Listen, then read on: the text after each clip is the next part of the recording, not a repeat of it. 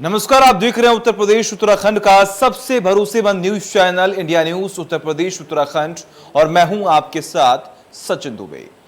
उत्तराखंड में 4 धाम यात्रा बंद है पर सियासत पूरी तरह चालू है।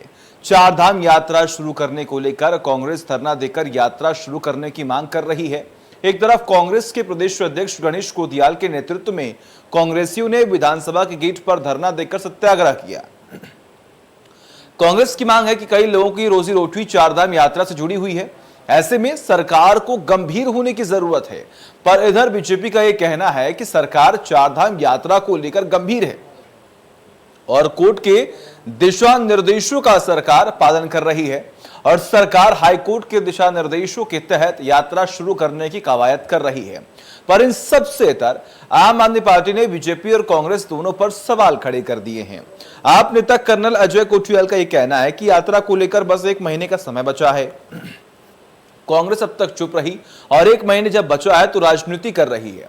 वही बीजेपी पर हमला करते हुए कहा कि अब भी अगर यात्रा शुरू नहीं हुई तो लोगों में नाराजगी और निराशा भर जाएगी। ये यात्रा पिछले 2 वर्षों से कोविड के कारण बंद हुई थी, लेकिन अब कोविड जबकि पूरे देश में स्थितियां पूरी तरह सामान्य हो रही हैं, बड़े बड़े सभी मंदिर खुले हुए हैं, अकेले हमारे 4 धाम यात्रा पर सरकार ने इस प्रकार से कुंडली मार के सरकार बैठी है माननीय न्यायालय के नाम पर कि कुछ करने को ही तैयार नहीं है। और कब तक हम हाथ पर हाथ धरे बैठ सकते हैं। हमें दुख होता है कि हमारे तमाम हजारों लाखों भाई जो साल भर इंतजार करते हैं कि 4 धाम यात्रा चले और अपने बच्चों की पढ़ाई का खर्च उस 4 धाम यात्रा से अर्जित करें, वो अपने परिवार का पालन पोषण का खर्च इस 4 धाम यात्रा से अर्जित करें, वो सब हाथ पर हाथ धरे बैठे हुए हैं। कांग्रेस बौखलाई भी है और इस समय उसको ये भी ध्यान नहीं है कि जो मामले न्यायालय के विचाराधीन हो उसको लेकर जनता को भ्रमित करने का प्रयास है। निश्चित रूप से मैं इसकी भर्त्सना करता हूँ। सबको मालूम है कि हम सरकार ने 1 जुलाई से तो 4 धाम चुनौती तमाम अब यहाँ पर देखी जा रही है। अधूरी तैयारी, स्वास्थ्य सुविधाओं में कमी को लेकर रोक जो है वो लगाई गई थी। 10 सितंबर को उत्तराखंड सरकार ने हाईकोर्ट में दायर की थी याचिका। यात्रा से रोक हटवाने के लिए हाईकोर्ट पहुंची थी सरकार।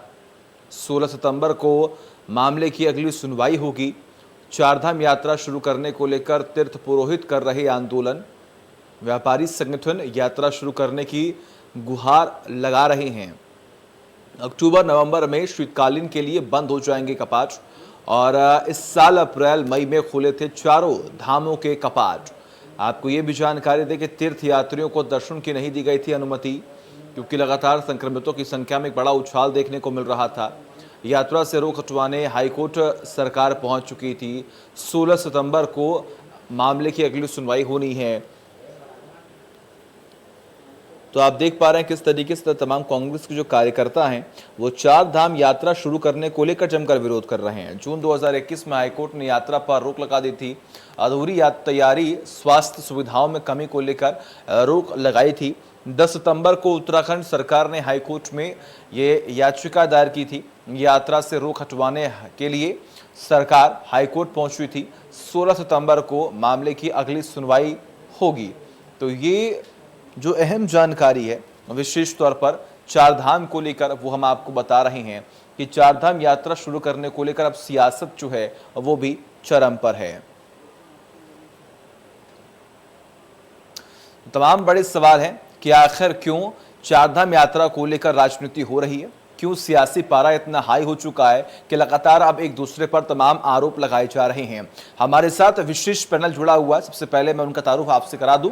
हमारे साथ इस वक्त शादाब शम्स जो कि बीजेपी का पक्ष रखेंगे वो जुड़े हुए हैं। आपका बहुत बहुत स्वागत है शादाब जी। दीप बोरा जी जुड़े हुए हैं जो कि कांग्रेस का पक्ष रखेंगे। दीप बोरा जी आपका बहुत बहुत स्वागत है। भूपेश उपाध्याय जी जो कि है आपका पक्ष रखेंगे, आपका बहुत बहुत स्वागत है भूपेश जी। और राजेश सेमवाल जो कि पुरोहित है गंगोत्री धाम, वो भी जुड़े हुए हैं। राजेश जी आपका भी बहुत बहुत स्वागत है। सबसे पहले अगर हम बात करें तो जिस तरीके से लगातार तमाम सवाल खड़े किए जा रहे हैं, शादाब जी आपके पास आना चाहूंगा, आखिर क्या वजह है? क्योंकि 4 धाम को लेकर आप भी हाईकोर्ट पहुंचे, लेकिन ऐसे में अब अगली सुनवाई जो है वो 16 सितंबर को होने वाली है। आप क्या वजह बता रहे हैं कि आखिर अभी तक क्यों यात्रा शुरू नहीं हो पाई है?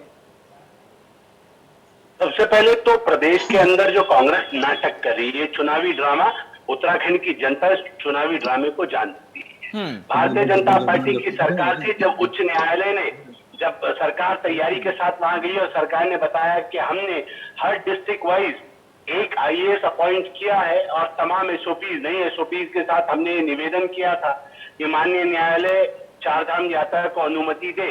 बदकिस्मती से न्यायालय ने उसके ऊपर, यात्रा के ऊपर रोक लगा दी थी और हमने तभी बोला था कि हम इस निर्णय के खिलाफ, माननीय उच्च न्यायालय के निर्णय के खिलाफ सर्वोच्च न्यायालय का दरवाजा खटखटाएंगे, क्योंकि हम लोग ये जानते हैं कि ये हमारे पहाड़ के लोगों की आजीविका से जुड़ा हुआ प्रश्न है। लेकिन जब हमें कोर्ट के माध्यम से ये निर्णय आया था और चारधाम यात्रा पे रोक लगी थी, तब कांग्रेस के अंदर एक खुशी का वातावरण था, क्योंकि उन्हें ये दिख रहा था कि उनके लिए चुनावी मुद्दा हो सकता है।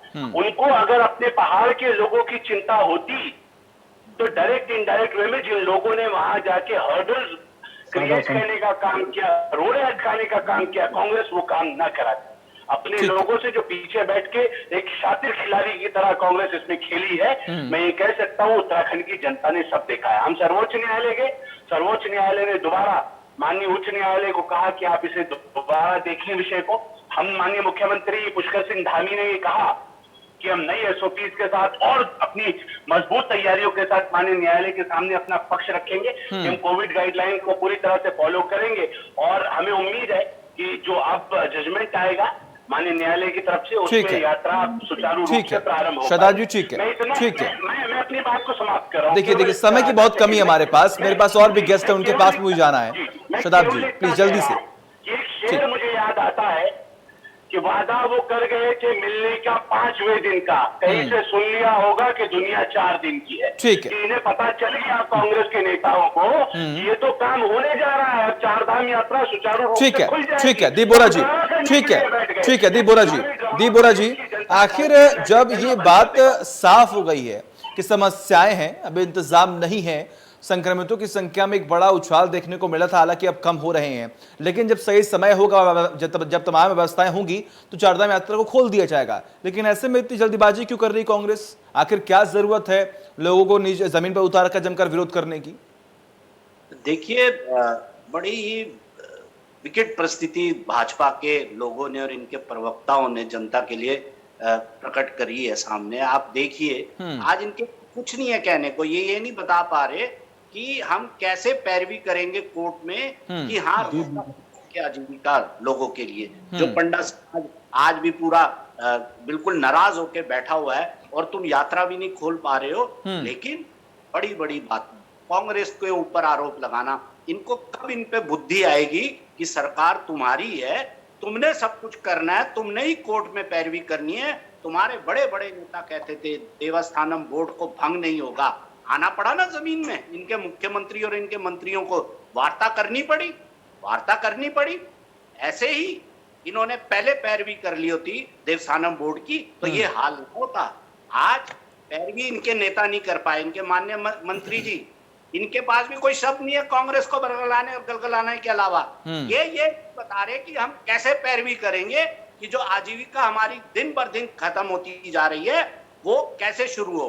पहला इनका नाटक किया इनके पहले मुख्यमंत्री ने, जो भ्रष्टाचार का सबसे बड़ा आरोपी है। इनके कल मुख्यमंत्री ने भी माननीय मंत्री डॉक्टर हरक सिंह रावत ने भी कह दिया कि उसको बचाने में उनका हाथ था।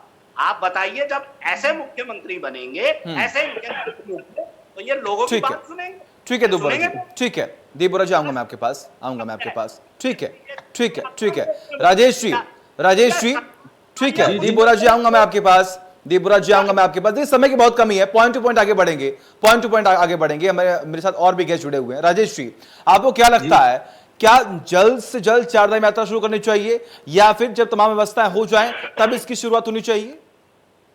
हम लोगों की 11 तारीख को माननीय मुख्यमंत्री जी के साथ वार्ता हुई चारधाम देवस्थानम बोर्ड को लेकर के, और उस बैठक में माननीय मुख्यमंत्री जी ने स्पष्ट कहा है कि 16 तारीख को हाईकोर्ट का निर्णय आना है और यात्रा शुरू हो सकती है। और क्योंकि उत्तराखंड सरकार ने देवस्थानम बोर्ड में एक सकारात्मक पहल की है, तो अब हमें भी विश्वास है कि उत्तराखंड यात्रा में माननीय हाईकोर्ट का जो है सकारात्मक निर्णय आएगा और उत्तराखंड सरकार जैसे ही देवस्थानम बोर्ड में अच्छा निर्णय लेगी, इसको खत्म करेगी, वैसे जो है यात्रा जो है सुचारू हो जाएगी। ठीक है, ठीक है, यानी कि जो सांत्वना दी गई है, जो तस्वीरें आपको दिखाई जा रही हैं, वो पूर्ण रूप से कार्य किया जाएगा। भूपेश जी, आपके पास आना चाहूंगा। भूपेश जी, जब सरकार, और आपने सुना किस तरीके से पुरोहित जी का भी कहना है कि हमारी बातचीत हो चुकी है मुख्यमंत्री से, उन्होंने कहा है कि 16 तारीख को जब रिजल्ट आएगा यानी कि जो फैसला आएगा उसके आधार पर हम आने वाले वक्त में फैसला लेंगे। तो फिर आम आदमी पार्टी आखिर क्यों इस पूरे मामले में बीच में कूद रही है? क्या वजह है इसके पीछे?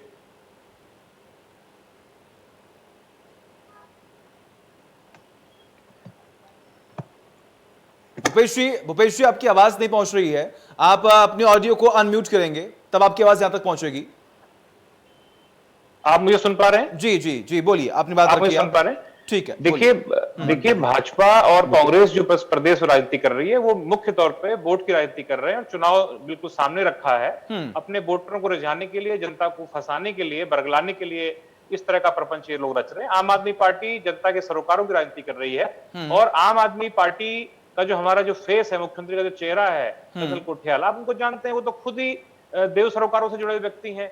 तो हम इस मुद्दे पर राजनीति ना करके, देखिए जो केदारनाथ या चारधाम की जो यात्रा है, चारधाम की यात्रा सिर्फ एक आस्था का विषय नहीं है, ये हमारे पहाड़ के घर घर, गांव गांव के रोजगार से लेके लोगों के घर परिवार से जुड़ा हुआ एक मुद्दा है। तो हमारे पूरे पहाड़ की आर्थिकी इस पर चलती है। ऋषिकेश से लेके केदारनाथ जी, बद्रीनाथ जी, पूरा गंगोत्री, यमुनोत्री, ऋषिकेश से लेके पूरा जो हमारा हिमालय का जो पूरा ऊपर का क्षेत्र है, उधर कुमाऊं में जो बैजनाथ के बाद, बागेश्वर के बाद जो पूरा गढ़वाल को जो एरिया हमारा कनेक्ट करता है, इस पूरा क्षेत्र की आर्थिकी इस पर टिकी हुई है। और आम आदमी पार्टी ये चाहती है कि सच में ये यात्रा बिल्कुल जल्दी से जल्दी सुचारू होनी चाहिए और प्रदेश सरकार को इस पे पूरा इंटरेस्ट लेना चाहिए। जैसे प्रदेश सरकार कई सारे मुद्दों पे तुरंत हाईकोर्ट चले जाती है, सुप्रीम कोर्ट चले जाती है, अपने अलग तरह के वकील करती है, इसी तरह से उसको इस मुद्दे को भी बहुत जल्दी इसको जनहित में इसका समाधान निकालना चाहिए, यात्रा सुचारू करनी चाहिए। ठीक है, ठीक है। शताब, अगर हम बात करें यहाँ पर शताब जी, तो आपसे यहाँ पर सीधा सवाल मेरा ये है कि ये जो सवाल लगातार उठ रहे हैं बिल्कुल जायज भी हैं, बिल्कुल लाजमी भी हैं। सिर्फ धार्मिक नजरिए से ना देखा जाए इसे, तो कहीं ना कहीं रोजगार का भी एक बड़ा सवाल यहाँ पर खड़ा हो रहा है। तो अपने आप में ये सवाल उठना भी है कि आखिर सरकार किस तरीके से इंतजाम कर रही थी, क्या उन्हें मालूम नहीं था? क्योंकि एक बड़ा वर्ग जो है वहां पर मौजूद रहता है और कहीं ना कहीं रोजगार को लेकर तमाम समस्याएं वहां पर खड़ी होंगी, तो कहीं ना कहीं मुश्किलों का सामना वहां पर स्थानीय जो लोग मौके पर मौजूद हैं उन्हें करना होगा।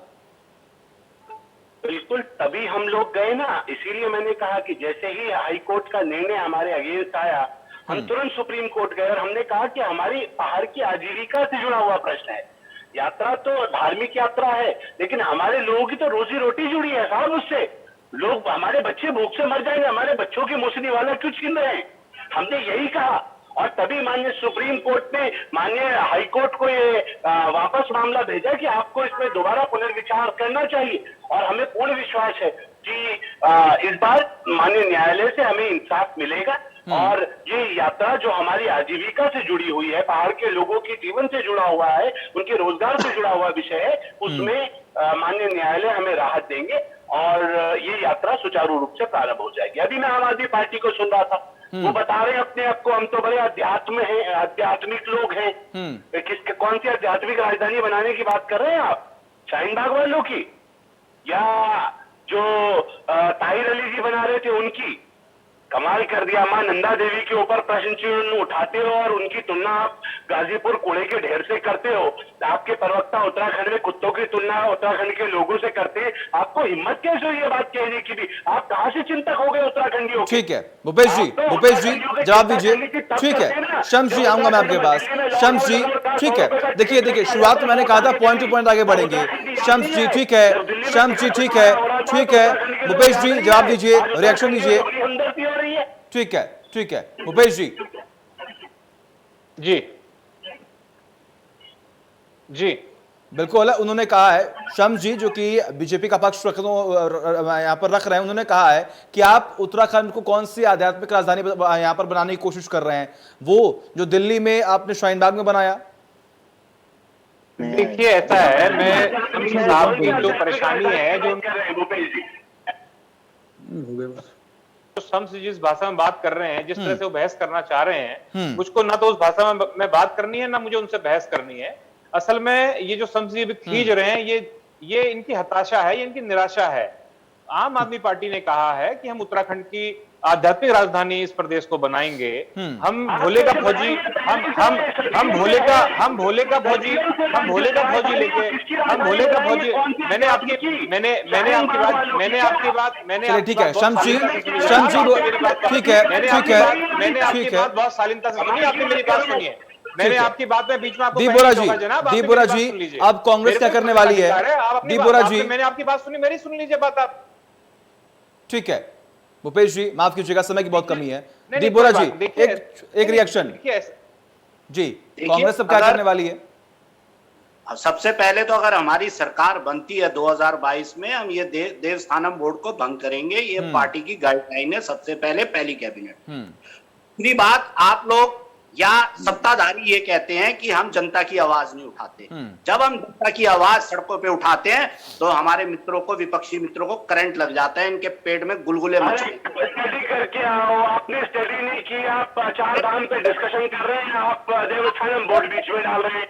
स्टडी तो कर लेते थोड़ी सी, रोल बैक की सरकार है। स्टडी करके आइए, थोड़ी सी ज्ञान बटोर लीजिए तो बात करना आसान रहेगा। कांग्रेस के मित्र को ये नहीं पता कि कौन से टॉपिक पे कहाँ डिस्कशन करना है। एक्सपोज हो चुके हैं आप जनता के सामने पूरी तरह से। चलिए ठीक है ठीक है, आपको 11 पे समेटा। ठीक है राजेश जी, ठीक है राजेश जी आपके पास यहाँ पर चाहूंगा, आपसे जवाब चाहूंगा। अब क्या लगता है जो सरकार की तरफ से फैसले लिए जा रहे हैं, क्या वो सही है? क्या इंतजार करना अब सही होगा?